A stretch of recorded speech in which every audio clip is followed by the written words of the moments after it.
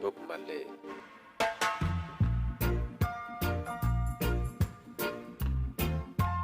Byanga bikunda ukimara kumva ikinanga cy'iyo ndirimbo, ndabizi neza kudutekereza Bob Marley.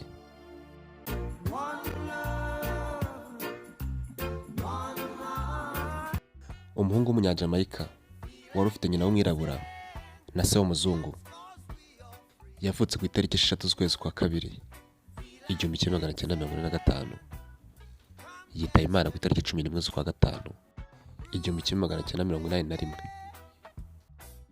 Yari afite umugore witwaga Rita Marley n'abana benshi batandukanye, harimo bamenyekanye nka Zig Marley w'umuhanzi nawe, Lohan Marley na Damian Marley. Amadisike arenga 300,000 y'indirimbo za Bob Marley yaragurishijwe. Bob Marley yakundaga kuririmbira abaturage b'iwabo muri Jamaica indirimbo yitwaga Get Up Stand Up, mubyuke muhaguruke. Bob Marley yafashwe cyane kandi aracyafatwa nk'injyamwamba mu gutunganya umuziki wa reggae n'umuziki wa ska, uzahura imitima y'abantu, ubashyiramo imbaraga ndetse kandi ubashishikariza ubwigenge. Bob Marley yarwanyaga cyane ivangura, agashyira imbere urukundo, cyane ko yabigaragazaga mu ndirimbo ze zitandukanye, harimo nka One Love. Aha turi ni mu majyepfo ya Cuba, mu burengerazuba bwa Haiti, mu kirwa cya Caraïbe. Aha Bob Marley bari baramufashe nk'impirimbanyi, umuvugizi ndetse n'umwami wabomora imitima y'abantu bakomeretse. Bob Marley muri iki kirwa yaragiye arahigarurira koko, abaturage baramukunda, abaririmbira indirimbo zamagana politiki mbi yari yariganje muri iki kirwa muri Jamaica. Bob Marley yaragiye arakundwa koko, birenga kuba ari umuhanzi, bifata urwego rwa abakurikiranye cyane ubuzima bwa Bob Marley. Bakomeje kuvuga ko buri gihe yabaga yarakaye yakundaga kwegura gitari ye, ubundi amagambo akisukiranya, agacuranga, akavuga ntawe atinya, ariko mu by'ukuri kenshi yamagana ikibi cyakorerwa abaturage, rubanda nyamwinshi. Iyo yabaga yarakaye yashobora gufata gitari agacuranga adafunga umunwa we, ababyumva bakamenya ko yarakaye bitewe n'injyana ari gucuranga mu gitari, kuyicurangira mu kwica imirya. Yaba yishimwe nabyo abaturage bakabimenya, akayicuranga yitonze kandi ifite umuziki wumva ko ifite melody, irabyinitse, igenda gake, irashimishije. Yabishaka akavanga imiziki itandukanye, ukagira ngo ni jazz, ubundi ukagira ni blues, ubundi ukumva ni reggae cyangwa se ska. Iyumvire nk'iyinanga.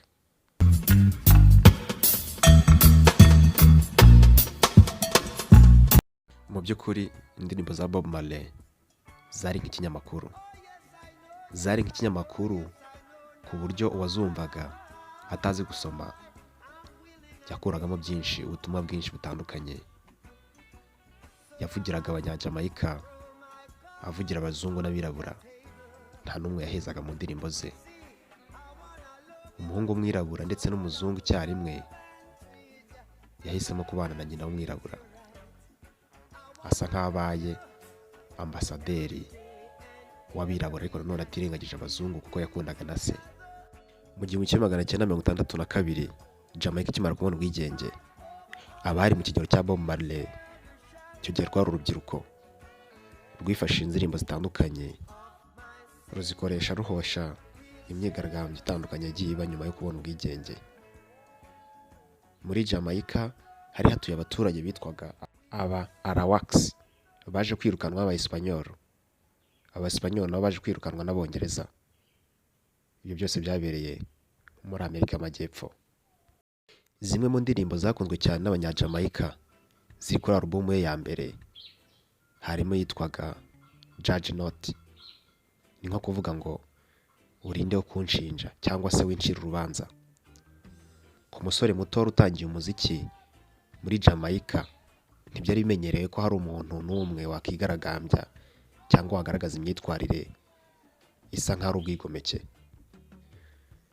Icyo gihe yasaga nk'aho yikururiye abanzi benshi, ariko ku rundi ruhande ntiyari kubura abamushyigikiye, cyane ko habaga imyigaragambyo itandukanye.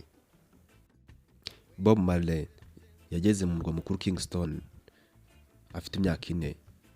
Icyo gihe yari kumwe na nyina w'umwirabura, bavaga i Jamaica bajya mu mujyi i Kingston. Bisanze mu gace bitaga Trench Town. Aka gace bita Trench Town ni ahantu byasabaga ko ukora cyane, urwana, uhirimbana kugira ngo ubone ibyo kurya. Ni agace wabyukaga mu gitondo cya kare ukibumbura amaso, ugitega amatwi biri kubera hanze, ukumva abaturage benshi barimo basakuza batongana bashaka ibyo kurya. Ubuzima bwaho ntibwari bworoshye na gato. Ku myaka 4 gusa ntekereza ko ari bwatangiye kwiga ubuzima, atangiye kureba imibereho itoroshye y'abantu uko babayeho mu isi, abisanisha n'impano ye, atangira kubinyuza mu muziki, ahumuriza abantu, arwanya n'ibyo byose byatumaga abantu babana babaho batishimiranye. Cyane ko mu kugera muri Trench Town yatangiye ubuzima bugoye bwo kuzindukira mu moteri we n'abandi bana bari mu kigero kimwe, bahiga ibyo kurya bagenzi babo b'abakire bamennye. Bob Marley ntibyari byoroshye ko umuziki we umenyekana hirya no hino ku isi, cyane ko icyo gihe nta internet yabagaho. Imiziki abayumvaga byabasabwaga gutega amatwi radiyo. Ubwo umuziki wacaga kuri radiyo niwo abantu bamenyaga gusa. Bob Marley yakundaga cyane bidasanzwe abirabura. Akimara kumenyana na Rita Marley, umugore we, yakundaga kumubwira ngo amusigire siraje umusatsi we kugira ngo umusatsi we wirabure cyane use nk'abanyafurika. Cyane ko abantu benshi bakoranaga bitandukanye bijyanye n'umuziki ndetse n'ubuzima bwe busanzwe bwa buri munsi, abenshi barabirabura, uhereye ku mugore we Rita Marley ukagera kuri nyina n'abandi benshi batandukanye bamutunganyirizaga umuziki. Bob Marley ntibyari byoroshye ko abantu bakunda imiziki ye bayumva cyangwa bayibona mu buryo biboroheye, kubera ko nta bushobozi bari bafite bwo kugura disike ngo bazumve. Gutega amatwi radiyo bakumva indirimbo ya Bob Marley ku maradiyo atandukanye byasaga nk'aho yabaye nk'umwami, umuvugizi wa rubanda. Mbese intego yabo yagezweho, kandi koko byari ukuri, kubera ko icyo gihe ubutumwa bwatambukaga mu ndirimbo rubanda nyamwinshi babigenderagaho. Wabaga washaka wagumura abantu biciye mu ndirimbo cyangwa se kwikururira abafana. Byari ibintu bitangaje, byari ikinyamakuru, indirimbo, imyidagaduro icyarimwe. Nk'umuhungu wabyarwaga n'ababyeyi babiri batandukanye, umwe ari umwirabura undi ari umuzungu, yashinjwaga n'impande zombi. Ni ibintu bitari byoroshye na gato. Bumvaga rimwe azaririmba abirabura nabi, abandi rimwe bakumva azabaririmba nabi ari abazungu. Inshuro nyinshi indirimbo ze zatangizwaga n'ijambo ngo basubiye mu mihanda. Kandi abayobozi bo muri Afurika y'Epfo, cyane cyane abateraga inkunga apartheid, bari batangiye kumutinya cyane, kubera ko bumvaga ko Bob Marley arimo kubwiriza urubyiruko ngo bajye mu mihanda batangire barwanye abazungu, barwanye ivangura, barwanye apartheid muri Afurika y'Epfo. Aba bayobozi batangiye gufata indirimbo za Bob Marley bagasiba imitwe yazo nk'ahanditse ngo basubiye mu mihanda, kandi bakahasiba bakandikaho ibindi bintu mu rwego rwo kureka cyangwa se gukumira urubyiruko rwajya mu muhanda kwigaragambya barwanya apartheid. Iki cyari igitinyiro gitangiye kandi gikomeye kuri Bob Marley. Bob Marley ibi byamuteraga ishyaka, byatumaga akora cyane, ahubwo ntiwatinya kuvuga ko yagize uruhare rukomeye mu kurwanya ivangura muri Afurika y'Epfo. Benshi bari bazi ko ari umunyafurika.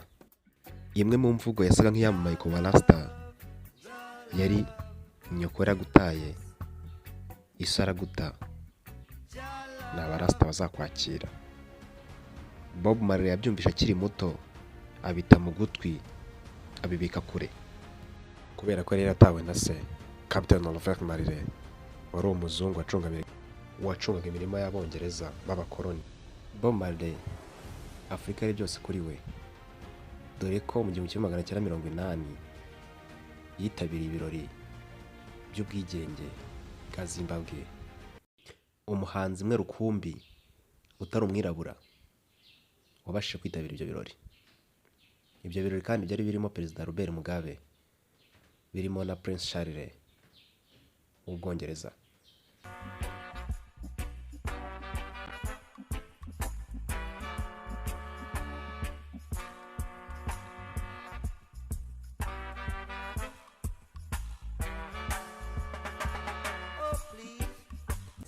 Muri iyo myaka za 80 nibwo Bob Marley yamenye ko arwaye kanseri y'uruhu, melanome.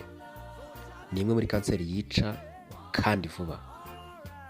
Iyi kanseri akiyirwara yatangiye kujya mu bitaro bitandukanye kwivuza, agakora siporo zitandukanye, yihase mu gukora ibitaramo cyane kuko yabonaga ubuzima bwe bugeze ku iherezo. Iyi kanseri umwihariko wayo ni uko itapfa gufata abirabura, ikunda gufata abantu bafite uruhu rwera. Ku itariki 21 z'ukwa 9 mu 1980 ubwo yari muri siporo yituye hasi, muganga yemeza ko ya kanseri arwaye ya melanome yamaze kugera mu bihaha ndetse no mu bwonko. Bamukoreye ibyita chimiotherapy byo gushiriza kanseri, ariko bisa nkaho byabaye iby'ubusa. Bamushyinguye ku itariki 21 z'ukwa 5 mu 1981. Yapfuye afite imyaka 36. Bamushyinguye nyuma y'icyumweru n'iminsi 3 apfuye. Rest in peace Bob Marley. Ikiganiro cyitwa Inkingi y'Ubuzima, mugikurikira kuri YouTube channel yitwa Eyes on Me 50. Ukibategura kanakigezaho yitwa Richard Ruganintwari. Ndakomeza kubasaba kunshyigikira mukanda subscribe, share, like ndetse na comment niba mukunda ibiganiro nkora. Hasta la vista, Imana ibahe umugisha.